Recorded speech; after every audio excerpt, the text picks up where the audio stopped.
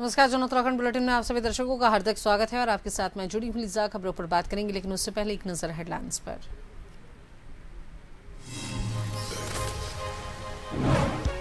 मुख्यमंत्री धामी ने अल्मोड़ा को दी सौगात। 138 करोड़ की 26 परियोजनाओं का किया शिलान्यास। केंद्रीय राज्य मंत्री टमटा भी रहे मौजूद।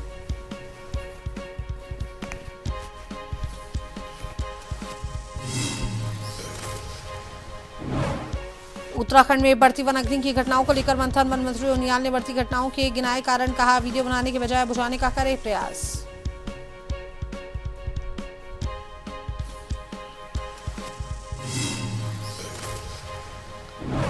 देश में बढ़ती महंगाई को लेकर कांग्रेस का हल्ला बोल। देहरादून में कार्यकर्ताओं ने किया विरोध प्रदर्शन। बोले सरकार ने जनता को किया त्राहिमाम।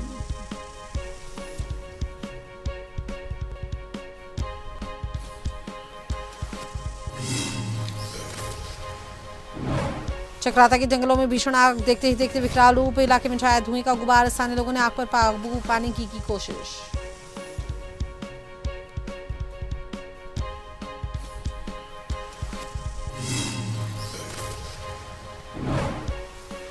ईद का त्योहार सादगी से मनाने की अपील।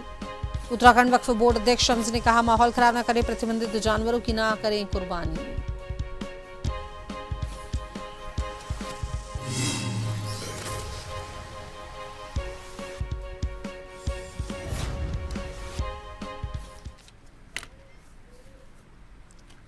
तो चलिए अब बात कर लेते हैं खबरों पर विस्तार से। तो मुख्यमंत्री पुष्कर सिंह धामी ने अल्मोड़ा पहुंचकर करीब 138 करोड़ रुपए की 26 विकास योजनाओं का लोकार्पण किया, शिलान्यास उन्होंने किया।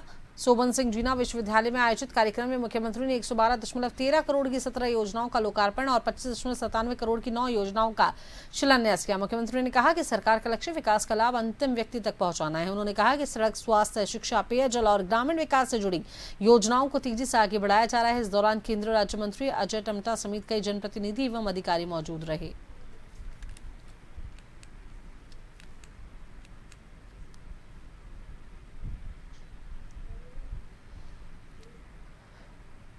सूबे के मुख्यमंत्री पुष्कर सिंह धामी ने लोहिया हेड हेलीपैड पर जनता व जनप्रतिनिधियों से मुलाकात कर जन समस्याएं सुनी तथा समस्याओं का समाधान करने के निर्देश अधिकारियों को दिए हैं। उन्होंने कहा कि जन समस्याओं का समाधान सरकार की प्राथमिकता है, इसलिए जनता की समस्याओं का शीघ्रता से समाधान किया जाए। उन्होंने किसानों को खाद उपलब्ध कराने के निर्देश भी दिए।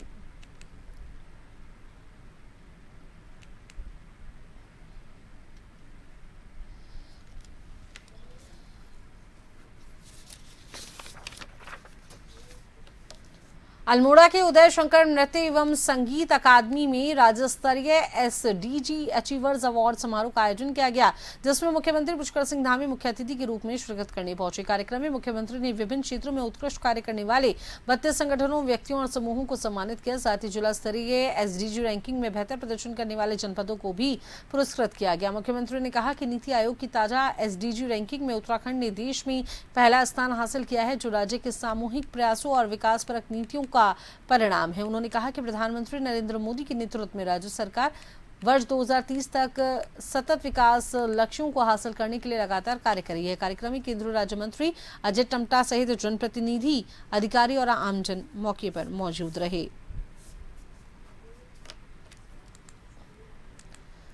मुख्यमंत्री पुष्कर सिंह धामी ने टिहरी गढ़वाल के गजा में गजा घटका कर्ण महोत्सव 2026 का भव्य शुभारंभ किया और इस दौरान उन्होंने क्षेत्र के विकास के लिए कई बड़ी घोषणाएं की, जिनमें घंटा कर्ण महादेव मंदिर तथा रोपवे निर्माण, कोटेश्वर झील विकास, इको पार्क निर्माण और विभिन्न मोटर मार्गों की स्वीकृति शामिल है। मुख्यमंत्री ने कहा कि ऐसे आयोजन उत्तराखंड की लोक संस्कृति, परंपराओं और धार्मिक विरासत को नई पीढ़ी तक पहुंचाने का महत्वपूर्ण माध्यम है। उन्होंने कहा कि राज्य सरकार प्रधानमंत्री नरेंद्र मोदी के नेतृत्व में पर्यटन, स्वास्थ्य, शिक्षा और आधारभूत सुविधाओं के विकास के लिए लगातार कार्य कर रही है।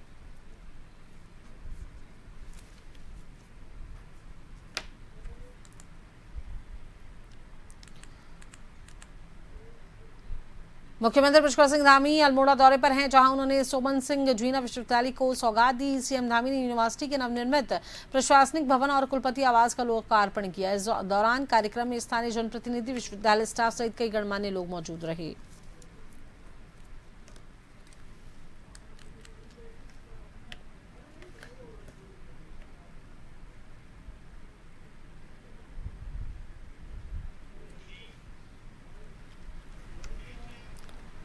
मुख्यमंत्री पुष्कर सिंह धामी मंगलवार शाम दिल्ली दौरे के बाद सीधे अपने गृह क्षेत्र कटीमा पहुंचे। उन्होंने हाल ही में हुई विभिन्न घटनाओं में जान गंवाने वाले लोगों के परिजनों से मुलाकात कर शोक संवेदना जाहिर की। मुख्यमंत्री ने भवाली सड़क हादसे में पत्नी और 2 बच्चों को खोने वाले स्वर्गीय भूपेंद्र सिंह चुफाल के अमाऊ स्थित आवास पर जाकर परिजनों को ढांढस बंधाया।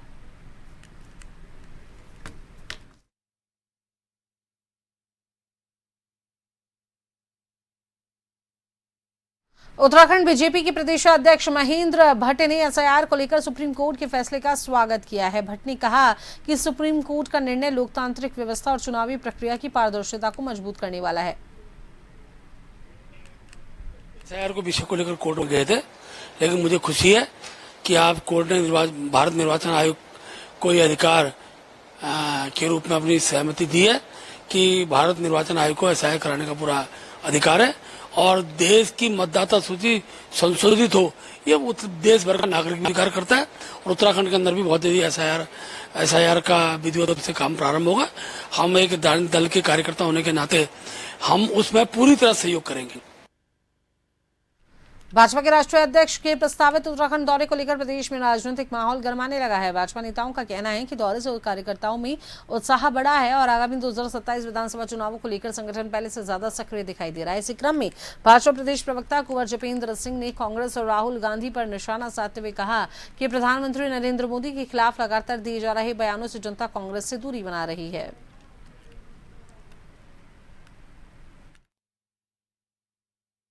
हमारे राष्ट्रीय अध्यक्ष, युवा राष्ट्रीय अध्यक्ष नितिन नवीन जी का उत्तराखंड स्वागत करने के लिए तैयार खड़ा है और उनके आगमन से पहले ही 2027 के चुनावों की गर्माहट और जो जोश कार्यकर्ताओं में हमारे तो देखा ही जा रहा है और अधिकतर जो कांग्रेस के कार्यकर्ता भी भारतीय जनता पार्टी को वोट देने का मन बना चुके हैं। आने वाले टाइम में भारतीय जनता पार्टी का कार्यकर्ता बनने का मन बना चुके हैं।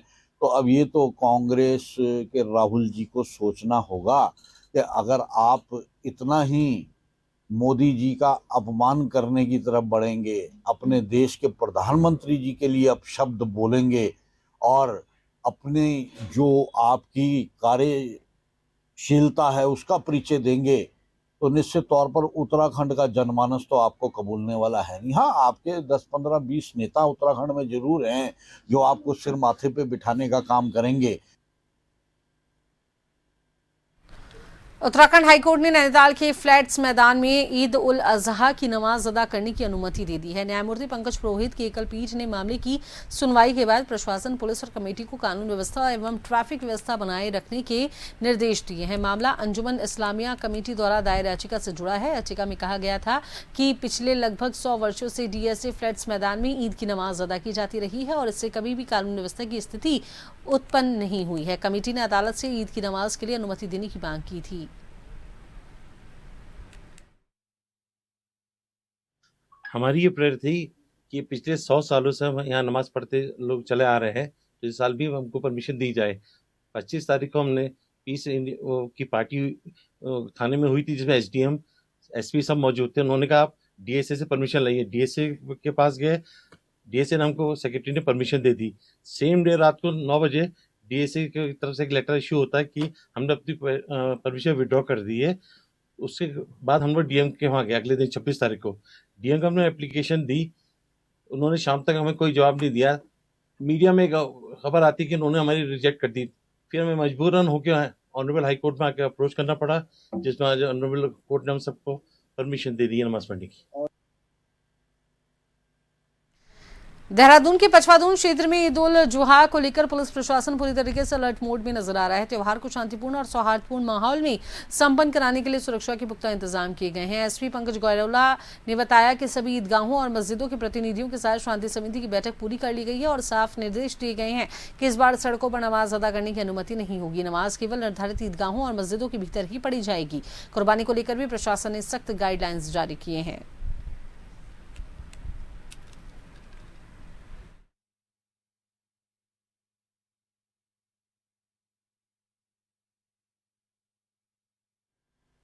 ईद के पर्व को लेकर पचवा दून में पुलिस के द्वारा सभी तैयारियां कर ली गई हैं। जितनी भी नमाज के ईदगाह हैं और मस्जिदें हैं, उन सबको लोगों को बुलाकर पीस कमेटी की मीटिंग कर ली गई है। साथ ही साथ जो कुर्बानी स्थल हैं उनकी भी विजिट जो है क्षेत्राधिकारी और थाना प्रभारी द्वारा की गई है। साथ ही साथ उनको निर्देशित भी किया गया है कुर्बानी स्थल पर जो गाइडलाइन है पूर्व से, तो उसमें पर्दे लगा के किया जाए, उसके वेस्ट को जो है तत्काल दबा दिया जाए वहीं पर। और जो मांस का जो कुर्बानी का जो मांस है उसको लेकर जाते समय किसी भी प्रकार का पूरी एहतियात बरती जाएगी, उसको प्रॉपर लपेट के ले जाया जाए, खून आदि जो है सड़कों पर वो आए। तो चलिए इसी बीच वक्त तो चला है एक छोटे से ब्रेक का।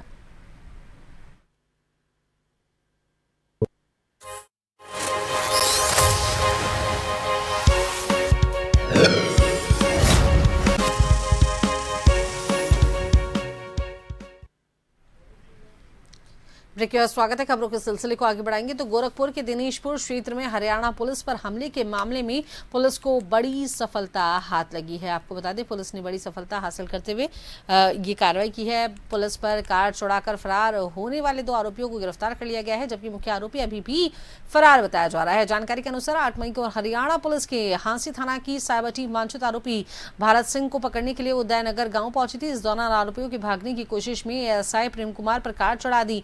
आरोप है कि आरोपी दरोगा को करीब 5 किलोमीटर तक घसीटते हुए ले गए और बाद में बसंतीपुर गांव के पास घायल अवस्था में सड़क किनारे फेंककर फरार हो गए। घटना के बाद इलाके में हड़कंप मच गया। मामले को गंभीरता से लेते हुए दिनेशपुर थाना पुलिस ने लगातार दबिश दी। मंगलवार को पुलिस ने घटना में शामिल 2 आरोपियों को रविंद्र सिंह और रमन सिंह को घटना में प्रयुक्त कार के साथ गिरफ्तार कर लिया है।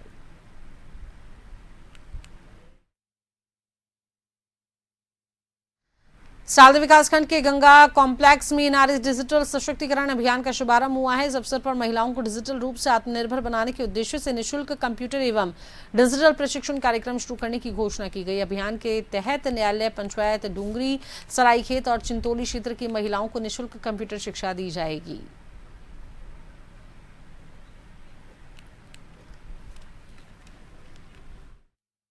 विकासखंड के इस स्थल पर विधायक जी के द्वारा और उनके सुपुत्र करण जी के द्वारा अपने जन्म दिवस के अवसर पर एक महिलाओं के लिए सशक्त नारी सशक्त डिजिटल अभियान चलाया गया, जिसके अंतर्गत महिलाओं जो हमारी ग्रामीण क्षेत्र में महिलाओं की आबादी अधिक है, गाँव में महिलाएँ रहती हैं, तो उनको अपने आर्थिक संसाधन जुटाने के लिए, चाहे वो सिलाई, कताई, बुनाई या कंप्यूटर के माध्यम से उनको 6-6 महीने का प्रशिक्षण दे करके उनको आत्मनिर्भर बनाने का, उनको अपने गांव में ही, घर में ही कुटीर उद्योग और अपने छोटे हस्त निर्मित संसाधनों से उनको ऐसा तैयार किया जाए ताकि वो अपनी आर्थिकी को बढ़ा सकें।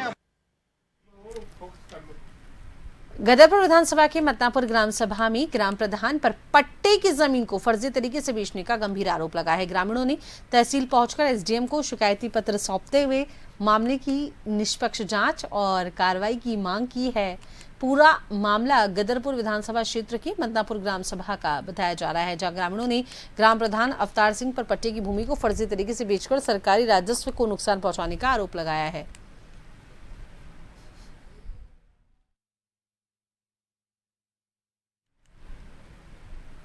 एक शिकायत प्राप्त हुई थी कि वर्ग 1 की जमीन पर किसी व्यक्ति के द्वारा प्लॉटिंग की गई है।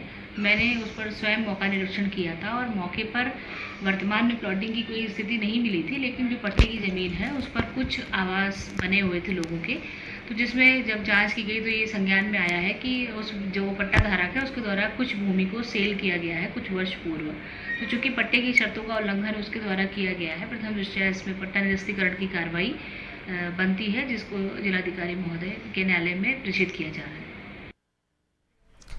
उधम सिंह नगर के जसपुर में उत्तराखंड प्रदेश कांग्रेस कमेटी के आह्वान पर आज जसपुर विधायक आदेश चौहान अपने सैकड़ों कार्यकर्ताओं के साथ जसपुर की सड़कों पर घोड़ा बुग्गी लेकर उतरे और केंद्र सरकार द्वारा महंगाई और पेट्रोल डीजल की बढ़ती कीमतों के विरोध में प्रदर्शन किया। इस दौरान कांग्रेस कार्यकर्ताओं ने केंद्र सरकार के खिलाफ जमकर नारेबाजी करते हुए बढ़ती महंगाई पर अपना आक्रोश जाहिर किया। कार्यक्रम के तहत जसपुर में विधायक आदेश चौहान के नेतृत्व में रैली गांधी पार्क से शुरू होकर नगर के मुख्य बाजार होते हुए सुभाष चौक पर पहुंची और महंगाई वापस लो, जनता पर अत्याचार बंद करो, भाजपा सरकार होश में आओ जैसे नारे लगाए। इसके बाद जसपुर तहसीलदार को महामहिम राष्ट्रपति के नाम ज्ञापन सौंपा गया।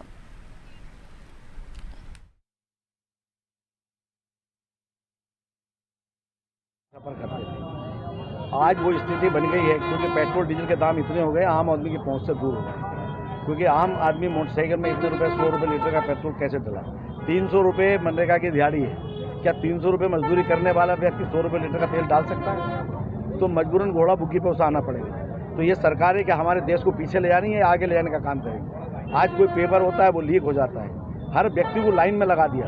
आप गैस सिलेंडर देखिए, आप जाइए लाइन में लगेंगे एजेंसी में, माताएं बहनें वो अपना घर रसोई छोड़कर वो गैस सिलेंडर के लिए लाइन में नहीं। किसान आज यूरिया के लिए भटक रहा है, एनपी के कट्टे के लिए भटक रहा है। तो आज हर वर्ग इनसे नाराज है। तो मैं महामहिम राष्ट्रपति के नाम हमने एक ज्ञापन दिया है तहसीलदार महोदय को, और हमारी मांग है कि या तो ये जो दाम है उनको कम किए जाएं और नहीं तो ऐसे सरकार को बर्खास्त किया जाए, और ये जिससे कि हमारे देश में दोबारा चुनाव हो सके। पूरे देश में गुरुवार को बकरीद का त्यौहार मनाया जा रहा है, तो वहीं चंपावत जिले में बकरीद के त्यौहार को शांतिपूर्ण तरीके से संपन्न कराने के लिए एसपी चंपावत के निर्देश पर चंपावत पुलिस अलर्ट मोड पर नजर आ रही है। एसपी चंपावत रेखा यादव ने बताया कल होने जा रहे बकरीद को शांतिपूर्ण तरीके से संपन्न कराने के लिए पूरी तैयारियां कर ली गई हैं। उन्होंने बताया पीस कमेटी के साथ बैठक की गई है। एसपी चंपावत ने कहा नमाज सिर्फ मस्जिदों में पढ़ी जाएगी, कहीं भी कुर्बानी खुले में नहीं की जाएगी, कुर्बानी स्थल पर पर्दे लगाए जाएंगे।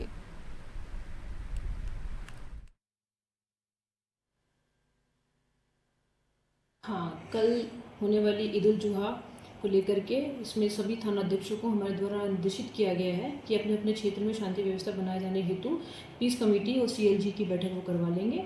इसके अतिरिक्त हमारे द्वारा जो निर्धारित स्थान है जहाँ पर ईद के जो नमाजी हैं वो नमाज अदा करेंगे, वह उसको देख लेंगे और ऑपरेशन क्लीन स्वीप की कार्रवाई भी इसमें अमल में लाई जाएगी। साथ ही कुर्बानी वाले स्थल जो होंगे वो कवर्ड रहेंगे और प्रॉपर ड्रेनेज की व्यवस्था वहाँ पे की जाएगी। कोई भी कुर्बानी खुले स्थान में नहीं ली जाए, इस हेतु भी सभी को अवगत कराया गया है।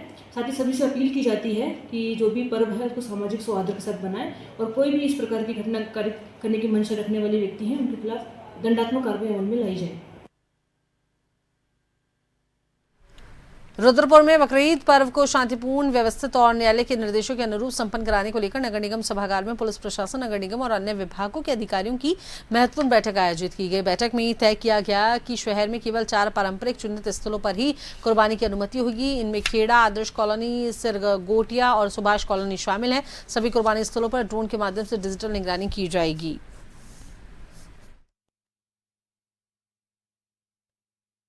अभी नगर निगम में माननीय महापौर महोदय की अध्यक्षता में जो बैठक हुई थी पुलिस प्रशासन और अन्य सभी विभागों के साथ, नगर निगम की टीम के साथ, उसमें इसी बात पर चर्चा हुई कि नगर निगम क्षेत्र रुद्रपुर में जो एक आदेश नगर आयुक्त जी ने किया हुआ है, जिसमें माननीय उच्च न्यायालय द्वारा दिए गए आदेश का हवाला देते हुए नगर निगम अधिनियम के अंतर्गत जो व्यवस्था बनाए रखने का अधिकार दिए गए उसका हवाला देते हुए जो आदेश किया गया है, जिसमें कुर्बानी की एक एसओपी बनाई गई है, जिसमें 4 चिन्हित कुर्बानी स्थलों पर कुर्बानी होनी है।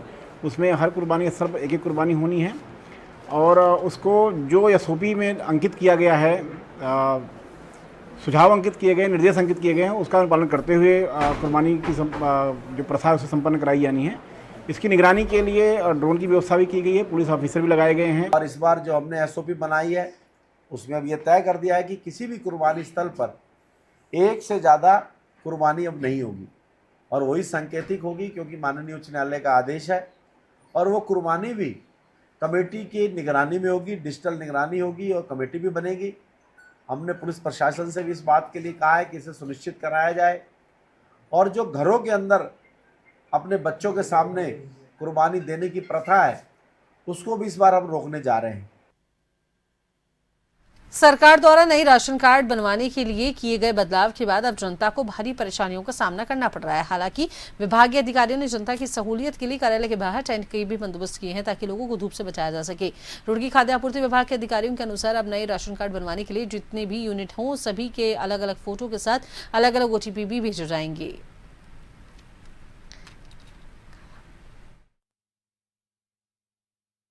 जैसे नए राशन कार्ड के लिए अप्लाई करते तो एक मुखिया का एक फोटो चाहिए होता था। अब जो नया राशन कार्ड है उसमें पूरे परिवार की वो पासपोर्ट साइज फोटो, जैसे आप राशन कार्ड का फॉर्म भरेंगे तो उसमें सारे परिवार की एक एक पासपोर्ट की साइज की फोटो लगाएंगे। उसका जैसे आवेदन करते हैं तो उसमें उनके फ़ोन पे ओटीपी आएगा। जब वो ओटीपी बताएंगे, कार्ड धारक अपना ओटीपी बताएगा, फिर इंस्पेक्टर आईडी से उसके पे चले जाएगा केवाईसी पे। उनको केवाईसी या दुकानदार के वहाँ से केवाईसी कर सकते हैं ये पूरे परिवार की, या खुद मेरा केवाईसी ऐप डाउनलोड करके केवाईसी कर सकते हैं, या स्वयं अपना केवाईसी करवा सकते हैं अपने फोन से भी। तो अभी के इस बुलेटिन में इतना ही। मैंने रीजन टीवी के साथ, नमस्कार।